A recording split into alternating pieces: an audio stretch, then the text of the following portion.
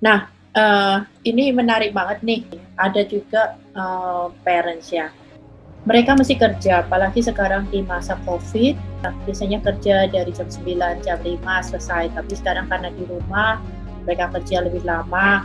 Nah, ada yang bilang teknologi itu sebagai, nanny ya, jadi udahlah aku kasih aja HP-nya atau dipercayakan gitu kan. Nah, itu kira-kira, apakah itu mungkin bukan sesuatu yang baik ya, Bu, ya? Tapi kalau kalau itu bukan sesuatu yang baik, kayak gimana ya caranya kita sebagai orang tua untuk mengatasi masalah itu? Apalagi kalau nggak ada pembantu atau apa, kayak gitu kan. Apalagi kan ini, kayak buah si malakama, teknologinya bisa memberikan semuanya, artinya anak-anak kan punya inisiatif untuk belajar, gitu. Sebenarnya balik lagi sih ke tujuan awal, kenapa kita menikah. Motivasinya buat apa? Balik saya akan tarik ke rootnya. Kenapa Anda menikah? Apa tujuanmu menikah? Apakah itu karena memang sudah capek ditanyain orang tua kapan menikah, terus sudah menikah terus ditanyain kapan punya anak perempuan kapan punya anak laki-laki, ya kan? Lalu dianggap itu sebagai satu siklus dalam kehidupan kita. Kalau itu dianggap satu siklus dalam kehidupan bahwa setiap orang harus pacaran, menikah, punya anak, akhirnya pada saat kita punya anak, kita nggak tahu kenapa anak ini hadir dalam kehidupan kita. What is the purpose of having children atau a child gitu, di dalam kehidupan pernikahan? Balik ke sana lagi, motivasi kita sih, apa yang trigger dirimu.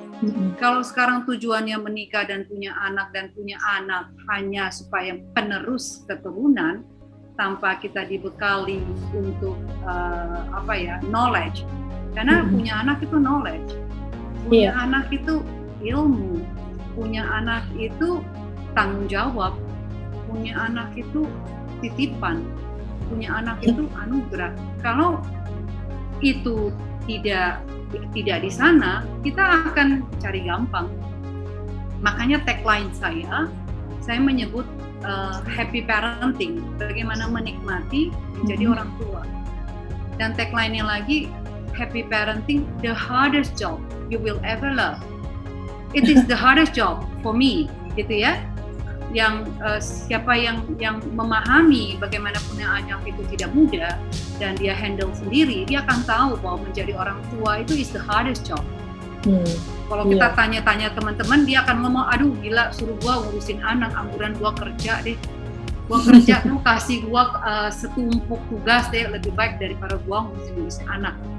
Itu kayaknya anak tuh mereka nggak sanggup. Kenapa? Karena know-how-nya nggak ada. Kita take it for granted gitu, punya anak. Dan lebih cilakanya lagi kalau kita nggak mau belajar. The hardest job you will ever love. Tapi paradoksnya, ada pekerjaan yang kita juga paling cintai gitu. Menjadi anak, melihat wajahnya, kita hamil ya untuk perempuan ya, 38 minggu, 9 bulan keluar dari tubuh kita. Saya yakin ayah-ayah juga yang sudah punya anak di sini, begitu keluar dari rahim istri kita, melihat dia keluar gitu, rambutnya, matanya, tangannya, kakinya begitu mungil gitu. Itu satu keajaiban nggak sih? It's a miracle. Jadi kalau buat aku, again, saya mau tambahkan selain purpose-nya itu, kedua adalah hidup itu pilihan, Bu Yunis.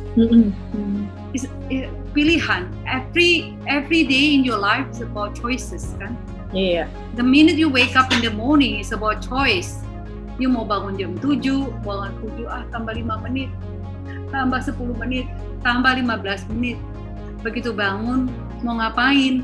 Sikat gigi dulu, berdoa dulu, sholat dulu, apa dulu, ritualnya apa gitu. It's all about choices that you make in every single of your life. So there is no way sebenarnya. Ada how to-nya, ngerti nggak sih? Jadi karena motivasi kita hidup melakukan apapun itu menentukan action kita.